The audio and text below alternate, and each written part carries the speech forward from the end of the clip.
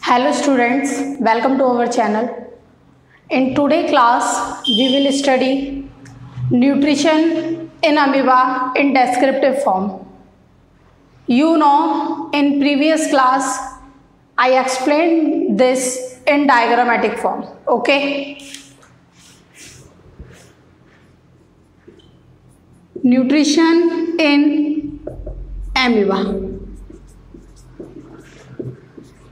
The first step is ingestion. अब जैसा कि मैंने आपको बताया था, इंजेशन क्या है? फूड को जो लेने का मेथड है उसे हम क्या कहते हैं? इंजेशन कहते हैं. इंजेशन से पहले हम थोड़ा और पढ़ेंगे. Amoeba is a unicellular organism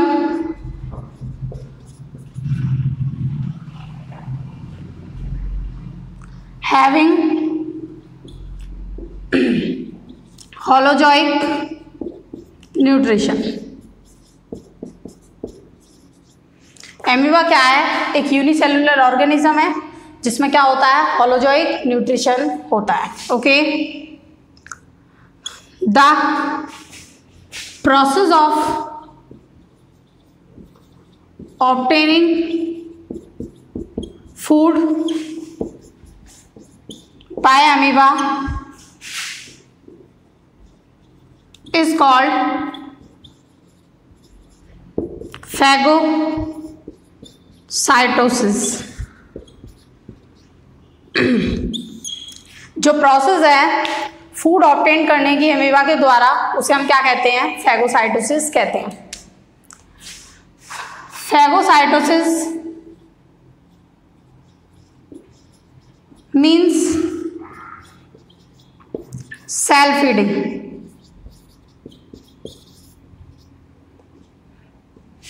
Okay, there are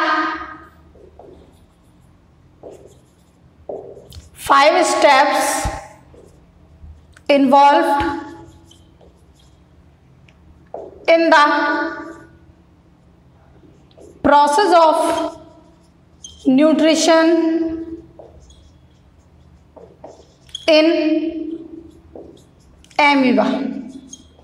First, ingestion. Second, digestion. Third, absorption.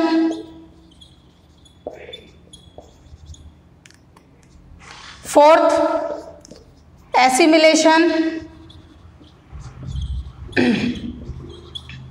Fifth, egestion. तो हमें यहाँ पर समझ में आया कि एमीबा क्या है? Unicellular organism having no fix shape. इसकी कोई फिक्स शेप नहीं होती. इसकी शेप रेगुलरली क्या होती रहती है? चेंज होती रहती है. न्यूट्रिशन इसमें कैसा होता है? होलोजोइक न्यूट्रिशन होता है. होलोजोइक न्यूट्रिशन का मतलब क्या है? जो फूड है वो कॉम्प्लेक्स सब्सटेंस की फॉर्म में ले रहा है और उसे सिंपलर सब्सटेंस में ब्रेक डाउन करके एनर्जी क्या करता है? ऑब्टेन करता है. यहाँ पर जो एमीबा के द्वारा एनर्जी ऑब्टेन करने की जो प्रोसेस है उसे हम फैगोसाइटोसिस कहते हैं. और फैगोसाइटोसिस का मतलब होता है सेल फीडिंग. सेल के द्वारा अपने आप को फीड करना, अपना पालन पोषण करना या अपना पेट भरना. ओके. 5 स्टेप हैं. कौन कौन से हैं? इंजेशन, डाइजेशन, एब्जॉर्प्शन, एसिमिलेशन और इजेशन. तो हम पांचों को डिस्क्रिप्टिव फॉर्म में पढ़ेंगे. देखते हैं.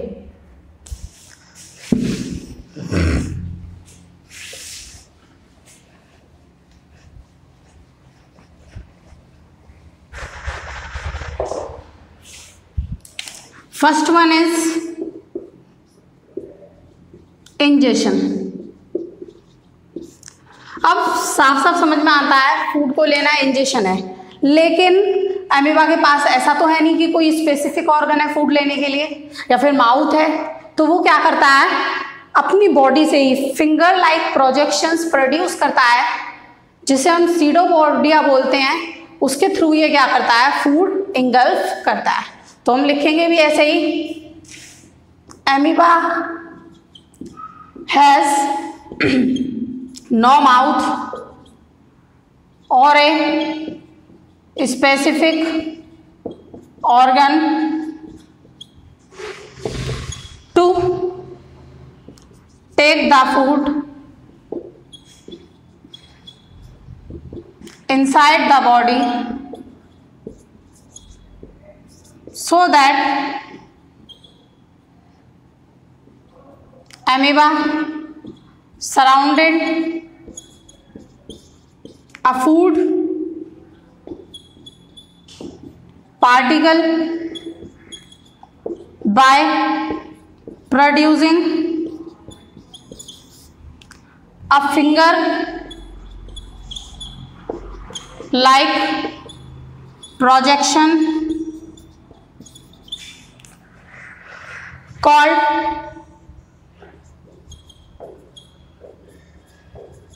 pseudopodia.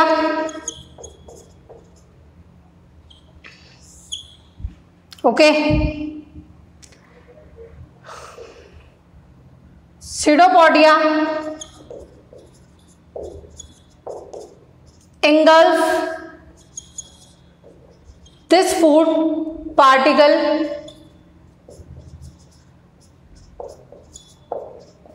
into the mouth. Okay, तो हमें सीधा सीधा पता चला कि स्यूडोपोडिया से ये क्या करता है, फूड जो है अपने माउथ में, वो जो है माउथ नहीं बोलेंगे, okay, engulf this food particle into the amoeba. इसमें कोई माउथ नहीं है, ओके, तो आप इसे क्या बोलोगे, एमीबा के अंदर जो है वो क्या करता है, इस फूड पार्टिकल को जो है लेता है. ओके, तो ये था हमारा फर्स्ट स्टेप. सेकंड में देखते हैं.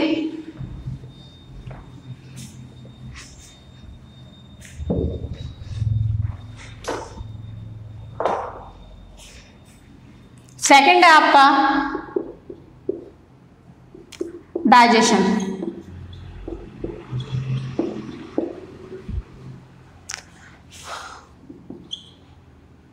This food particle stored into the food vacuole of a amoeba. अब ये जो फूड पार्टिकल है ये क्या होता है, एमीबा के फूड वैक्यूल में जो है स्टोर्ड होता है. And the complex food particle is break down into simpler substance by the help of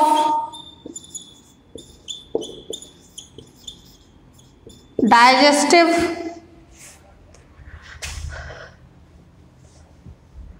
enzyme that is present in the food vacuole. Okay, तो यहां पर जो है फूड जो है किसमें, फूड वैक्यूल में स्टोर हुआ. वहां पर क्या थे, डाइजेस्टिव एंजाइम ऑलरेडी प्रेजेंट थे, और जो डाइजेस्टिव एंजाइम प्रेजेंट थे उनकी वजह से जो कॉम्प्लेक्स सब्सटेंस था वो ब्रेक डाउन हो गया किसमें, सिंपलर सब्सटेंस में, और डाइजेशन हुआ. एंड बोल सकते हैं the digestion into amoeba takes place. Okay, तो एमीबा के अंदर जो है डाइजेशन होता है. तो ये था हमारा सेकंड स्टेप. अब थर्ड है आपका एब्जॉर्प्शन.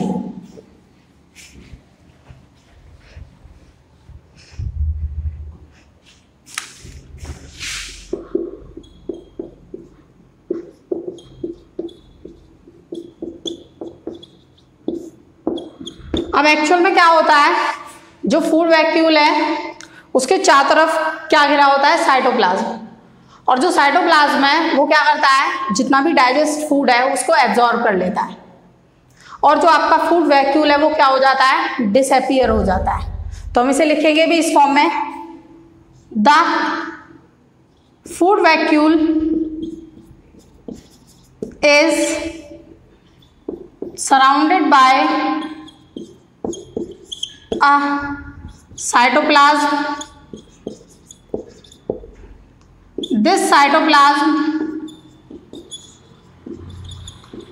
absorb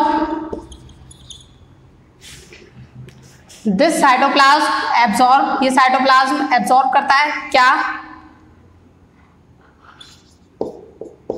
डाइजेस्ट फूड और substance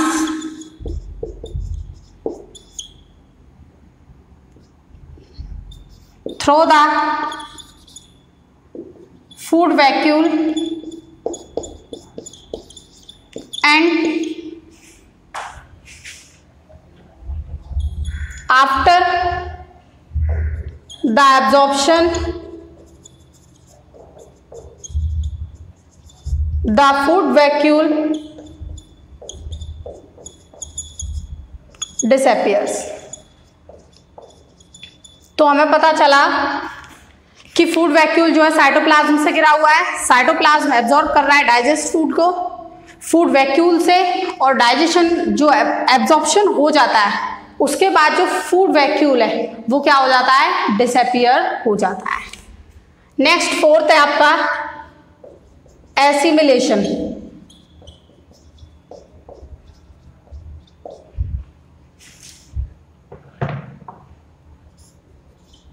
The food is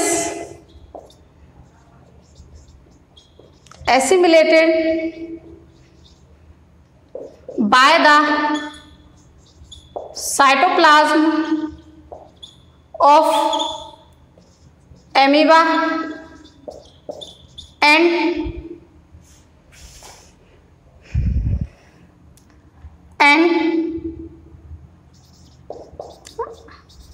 divide into the whole body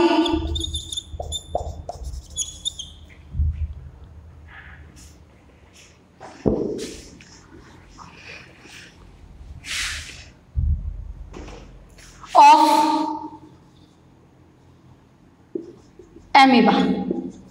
क्या होता है, जो अमीबा है, अमीबा की होल बॉडी के अंदर जो है ये क्या होता है, डिवाइड होता है। एंड एमीबा ग्रोज अप, और जो अमीबा है वो क्या करता है, ग्रो करता है। ओके, लास्ट स्टेप है आपका egestion. When A sufficient amount of waste collect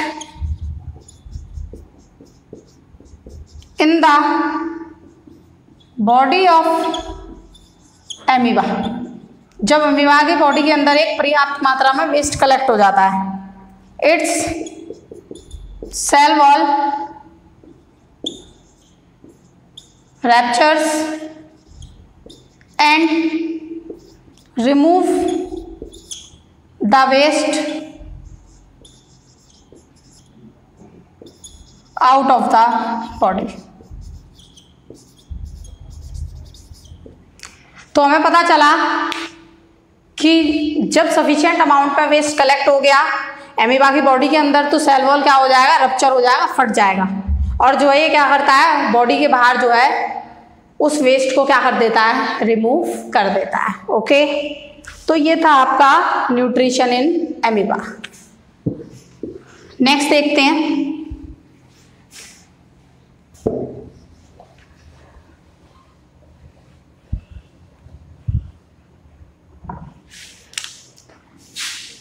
paramecium.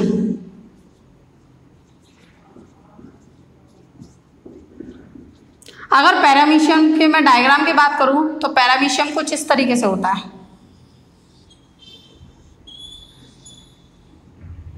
इसमें हेयर लाइक स्ट्रक्चर्स होते हैं।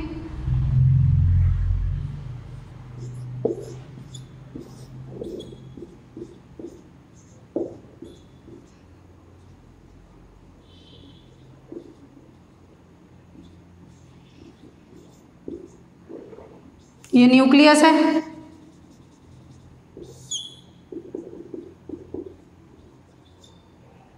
यहां पर ये माउथ होता है। हेयर लाइक स्ट्रक्चर है, इसे आप सीलिया बोलते हो। ओके,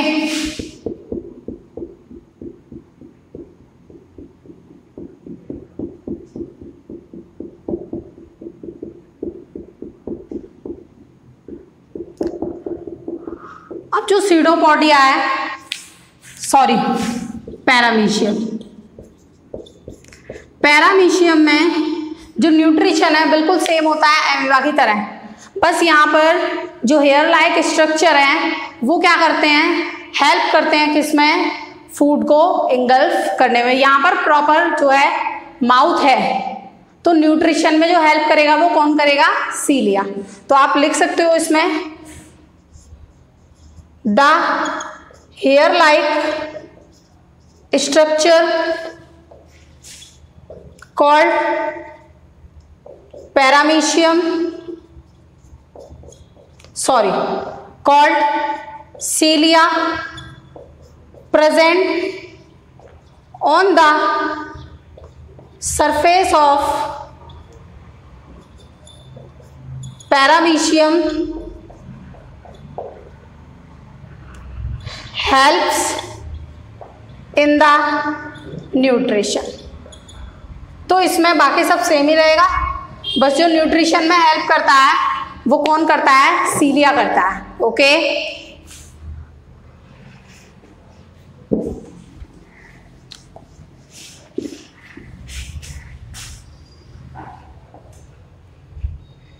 नेक्स्ट पढ़ना है हमें न्यूट्रिशन इन ह्यूमन बींग्स।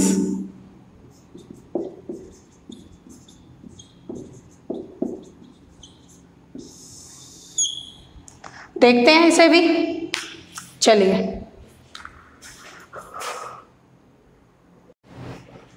तो हम न्यूट्रिशन इन ह्यूमन बींग्स को एक डायग्राम की हेल्प से जो है समझेंगे। डायग्राम है हमारे पास ह्यूमन डाइजेस्टिव सिस्टम का। अब देखते हैं एक्चुअल में जो डाइजेस्टिव सिस्टम है उसमें बहुत सारे ऑर्गन्स क्या करते हैं, हेल्प करते हैं। सबसे पहले अगर मैं बात करूं तो हम जो है फूड लेते हैं किसके द्वारा, माउथ के द्वारा। माउथ में क्या है, बक्कल कैविटी प्रेजेंट होती है। बक्कल कैविटी क्या करती है, फूड को च्यू करती है, चबाने में हेल्प करती है। यहीं पर माउथ में ही क्या हो जाता है, हमारा जो फूड है उसका फिजिकल डाइजेशन स्टार्ट हो जाता है। अब जो है हमारे फूड के साथ क्या होता है, सलाइवा मिक्स होता है। सलाइवा किसके द्वारा प्रोड्यूस किया जाता है, सलाइवरी ग्लैंड के द्वारा प्रोड्यूस किया जाता है। सलाइवरी ग्लैंड में जो है सलाइवरी अमाइलेज नाम का एक एंजाइम प्रोड्यूस होता है जो कि सलाइवा को क्या करता है, प्रोड्यूस करता है। और सलाइवा जो है फूड के साथ मिक्स करके उसका फिजिकल डाइजेशन करता है और जो है स्टार्च की फॉर्म में जो फूड है उसे ब्रेक डाउन करने में क्या करता है, हेल्प करता है। तो आप बोल सकते हो सबसे पहले जो फर्स्ट स्टेप है वो क्या है, इंजेशन है। तो आप सीधा सीधा बोल सकते हो the process of taking food by the mouth is called ingestion. Okay, second आपका डाइजेशन है। डाइजेशन में आप बोलोगे we know very well buccal cavity is also present in our mouth and it helps in the chewing of food. Okay, and saliva mixed with the food and provides a medium and helps in the digestion of starch, and we can say that the physical digestion starts in our mouth. Okay, जो physical digestion है वो हमारे mouth में क्या हो जाता है, start हो जाता है। अब यहाँ पर आप कह सकते हो, आगे चलते हैं। अब जो फूड है वो किस में पहुंच गया, the food passes through the pipe ओसियोफेगस and. तो हम यहाँ पर जानते हैं कि जो हमारा थ्रॉट है, थ्रॉट में जो है क्या होते हैं, 2 पाइप होते हैं, एक विंड पाइप होता है, एक फूड पाइप होता है। तो जो फूड पाइप है उसे हम क्या बोलते हैं, ओसोफेगस भी कहते हैं। अब यहाँ से फिजिकल डाइजेशन हो गया और जो फूड है वो क्या हो रहा है, पास हो रहा है ओसोफेगस से। अब ओसोफेगस में क्या होता है, कॉन्ट्रैक्शन और एक्सपेंशन होता है। तो हम कह सकते हैं कि जो कॉन्ट्रैक्शन और एक्सपेंशन है फूड का ओसोफेगस के अंदर, उसे हम क्या कहते हैं, पेरिस्टाल्टिक मूवमेंट कहते हैं। तो आप इसे बोल सकते हो, क्या कह सकते हो, the movement of food in oesophagus is called peristaltic movement. या आप ऐसे भी कह सकते हो, the contraction and expansion of food in oesophagus is called peristaltic movement. अब यहाँ पर हमने बात करी किसकी, पेरिस्टाल्टिक मूवमेंट की। उसके बाद जो फूड है ओसोफेगस से पास होता हुआ किस में चला जाता है, स्टमक में। अब जो स्टमक है वो क्या होता है, जे शेप्ड ऑर्गन होता है। ये जो है क्या करता है, स्टमक जो है गैस्ट्रिक जूस सीक्रेट करता है। तो स्टमक का काम क्या है, स्टमक का काम है सीक्रेट करना गैस्ट्रिक जूस। अब जो गैस्ट्रिक जूस सीक्रेट कर रहा है स्टमक, उसमें 3 चीजें जो है प्रेजेंट होती हैं। कौन कौन सी होती हैं, एक होता है आपका हाइड्रोक्लोरिक एसिड, दूसरा है म्यूकस,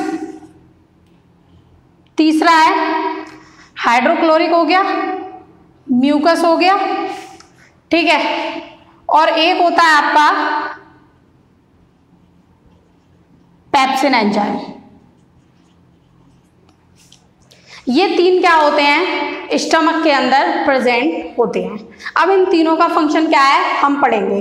तो सबसे पहले मैं बात करूं हाइड्रोक्लोरिक एसिड। हाइड्रोक्लोरिक एसिड का काम होता है, अगर हमारे फूड के साथ कोई बैक्टीरिया आ गया है तो उसे किल करने का काम होता है हाइड्रोक्लोरिक एसिड का। नेक्स्ट है म्यूकस, सॉरी, हाइड्रोक्लोरिक एसिड का एक और फंक्शन होता है बैक्टीरिया को किल करना, दूसरा फूड को एसिडिक बनाना। म्यूकस का काम होता है प्रोटेक्ट करना वॉल्स ऑफ स्टमक। स्टमक की वॉल्स को, भाई हाइड्रोक्लोरिक एसिड है, क्या करेगा, स्टमक की वॉल्स को जला देगा, रैप्चर्ड कर देगा। तो उससे जो प्रोटेक्ट करने का काम है वो किसका होता है, म्यूकस का होता है। नेक्स्ट है आपका पेप्सिन एंजाइम। जो पेप्सिन है उसका काम क्या होता है, उसका काम होता है आपकी जो स्टमक है, स्टमक में प्रोटीन डाइजेस्ट करने का काम किसका होता है, पेप्सिन का होता है। ओके, तो ये 3 एंजाइम होते हैं किसमें, स्टमक में। यहाँ पर जो है फूड एसिडिक होने के बाद जो फूड है वो पास आउट हो जाता है, और पास आउट होने के बाद जो फूड है वो किस में पहुंच जाता है, आपका स्मॉल इंटेस्टाइन में। अब स्मॉल इंटेस्टाइन क्या करती है, 2 जगह से सीक्रेशन ऑब्टेंड करती है। कौन कौन सी जगह से करती है, एक लिवर से, दूसरा पैनक्रियास से।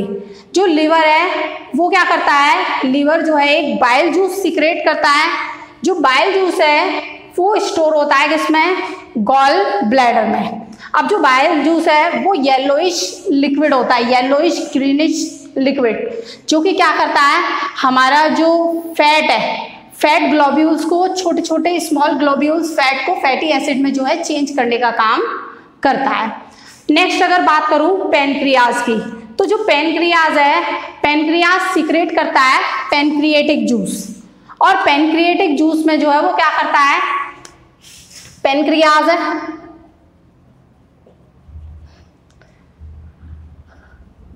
पैनक्रिएटिक जूस सीक्रेट कर रहा है,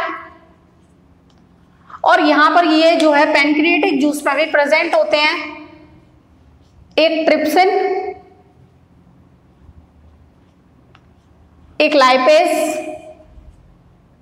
एक आपका पैनक्रिएटिक अमाइलेज।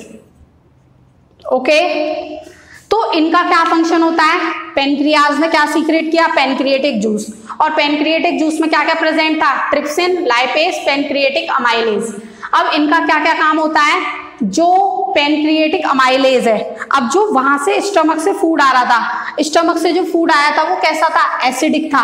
अब उसे एल्कलाइन बनाने का काम किसका होगा, पैनक्रिएटिक अमाइलेज का, ताकि उसको क्या कर सके, फैट ग्लोब्यूल्स, प्रोटीन में, इन सब में क्या। तो यहाँ पर जो है जो ट्रिप्सिन है, ट्रिप्सिन क्या करता है, प्रोटीन को एमिनो एसिड में ब्रेक डाउन करता है। जो लाइपेज है वो क्या करता है, लाइपेज का काम जो है और आपके जो बचे हुए मॉलिक्यूल्स हैं उनको ब्रेक डाउन करने का काम होता है। जैसे कार्बोहाइड्रेट्स है उसको कार्बोहाइड्रेट्स ग्लूकोज में चेंज करने का काम किसका होता है, लाइपेज का होता है। तो स्मॉल इंटेस्टाइन में हमारा जो है मेन डाइजेशन प्रोसेस होता है। अब स्मॉल इंटेस्टाइन से डाइजेशन होने के बाद जो है वो क्या होता है, जो डाइजेस्टेड सब्सटेंस है वो एब्जॉर्ब कर लिया जाता है किसके द्वारा, सेल्स के द्वारा। अब यहाँ पर जो फूड है स्मॉल इंटेस्टाइन से किस में जाएगा, लार्ज इंटेस्टाइन में। लार्ज इंटेस्टाइन में एक्चुअल में एक और चीज बतानी है, स्मॉल इंटेस्टाइन में क्या होता है, फिंगर लाइक प्रोजेक्शंस होती हैं जिसे हम क्या कहते हैं, विलाई। तो कुछ बच्चों को कंफ्यूजन भी हो रही होगी कि इसी पार्ट को स्मॉल इंटेस्टाइन लिखा हुआ है, इसी को विलाई लिखा हुआ है। एक्चुअल में स्मॉल इंटेस्टाइन के अंदर फिंगर लाइक प्रोजेक्शंस होती हैं जिसे हम क्या बोलते हैं, विलाई। ये क्या करती है, सरफेस एरिया को बढ़ा देती हैं, जो आपका डाइजेस्टेड फूड है या डाइजेस्टेड सब्सटेंस है उसको एब्जॉर्ब करने के लिए। तो यहाँ पर विलाई के द्वारा जो है क्या कर लिया जाता है, एब्जॉर्प्शन कर लिया जाता है। अब जो बचा हुआ फूड है वो पास होता है अनडाइजेस्टेड, कहाँ से, लार्ज इंटेस्टाइन से। लार्ज इंटेस्टाइन में क्या करता है, जो रिमेनिंग वाटर है, सॉल्ट है, अमीनो एसिड है, उसको क्या कर लेते हैं, ये दोबारा से रीएब्जॉर्ब कर लेते हैं किसमें, लार्ज इंटेस्टाइन में। और बाकी जो वेस्ट मटेरियल है वो क्या होता है, पास आउट हो जाता है किसके थ्रू, एनस के थ्रू। तो ये थी प्रोसेस किसकी, डाइजेशन की। तो सीधी सीधी बात है, डाइजेशन में क्या है आपका, न्यूट्रिशन इन ह्यूमन बीइंग में 5 स्टेप है। पहले स्टेप में इंजेशन, जब फूड ले रहे हैं किसके द्वारा, माउथ के द्वारा, तो क्या कहला रहा है, इंजेशन। डाइजेशन की अगर बात करूं तो डाइजेशन में क्या है, जब फिजिकल डाइजेशन हो रहा है वो सलाइवा के द्वारा हो रहा है, सलाइवरी ग्लैंड प्रोड्यूस कर रहा है सलाइवा, जो कि सलाइवरी अमाइलेज एंजाइम के द्वारा क्या किया जा रहा है, प्रोड्यूस किया जा रहा है। स्टार्च को जो है ब्रेक डाउन करने का काम करता है। वहां से जो फूड है वो पास हो रहा है ओसोफेगस से। ओसोफेगस में क्या होता है, कॉन्ट्रैक्शन और एक्सपेंशन होता है फूड पार्टिकल का, जिसे हम क्या कहते हैं आपका, पेरिस्टाल्टिक मूवमेंट। उसके बाद ओसोफेगस से जो फूड है वो किस में जा रहा है, स्टमक में जा रहा है। स्टमक में हमारे पास ऑलरेडी गैस्ट्रिक जूस सीक्रेट हो रहा है, जो कि 3 चीजों को, हाइड्रोक्लोरिक एसिड, म्यूकस और पेप्सिन को क्या कर रहा है, सीक्रेट कर रहा है। हाइड्रोक्लोरिक का काम क्या है, फूड को एसिडिक बनाने का, कोई बैक्टीरिया आ गया है उसे किल करने का। म्यूकस का काम है स्टमक की वॉल्स को प्रोटेक्ट करने का। पेप्सिन एंजाइम है, पेप्सिन एंजाइम का काम होता है प्रोटीन को डाइजेस्ट करने का। ओके, तो यहाँ पर हमने देखा स्टमक के लिए। अब स्टमक के बाद जो फूड है वो किसमें गया, स्मॉल इंटेस्टाइन में। स्मॉल इंटेस्टाइन जो है क्या करता है, ऑब्टेन करता है 2 जगह से जूस। कौन कौन सी जगह से, एक लीवर से, एक पैनक्रियास से। लीवर से बाइल जूस जो है ऑब्टेन करता है। बाइल जूस जो है गॉल ब्लैडर में क्या होता है, स्टोर होता है। अब यहाँ पर जो है ये बाइल जूस है, ये क्या है, येलोइश ग्रीनिश लिक्विड है। ये क्या करता है, फैट ग्लोब्यूल्स को ब्रेक डाउन करने का काम करता है। जो पैनक्रियाज है, पैनक्रियाज 3 चीज, पैनक्रिएटिक जूस सीक्रेट करता है जिसमें 3 चीजें प्रेजेंट होती हैं, ट्रिप्सिन, लाइपेज और पैनक्रिएटिक अमाइलेज। अब यहाँ पर पैनक्रिएटिक अमाइलेज है वो फूड को क्या करता है, एल्कलाइन मीडियम में बनाता है। लाइपेज का काम क्या होता है, जो आपके कार्बोहाइड्रेट हैं उनको ग्लूकोज में तोड़ने का। ट्रिप्सिन का जो काम है, ट्रिप्सिन का काम होता है आपका प्रोटीन को एमिनो एसिड में ब्रेक डाउन करने का। तो आपको ये भी याद रखना है, प्रोटीन एमिनो एसिड में टूटेगा, कार्बोहाइड्रेट ग्लूकोज में टूटेगा, फैट है फैटी एसिड्स, लिपिड्स और छोटे छोटे स्मॉल ग्लोब्यूल्स में टूटेगा। ठीक है, उसके बाद जो है आपका फूड यहाँ से एब्जॉर्प्शन होता है विलाई में। विलाई क्या करता है, सरफेस एरिया बढ़ाता है एब्जॉर्प्शन के लिए। उसके बाद जो रिमेनिंग है वो पास आउट होता है लार्ज इंटेस्टाइन से। लार्ज इंटेस्टाइन उसमें से वाटर और जो आपके सॉल्ट्स होते हैं उनको दोबारा से एब्जॉर्ब कर लेता है, और जो है एक सॉलिड वेस्ट बच जाता है, और वो सॉलिड वेस्ट हमारी बॉडी से रिमूव हो जाता है थ्रू एनस। तो ये था nutrition in human beings. Okay, तो with this I am finishing today class. In next class we will discuss the next topic of this chapter. Okay.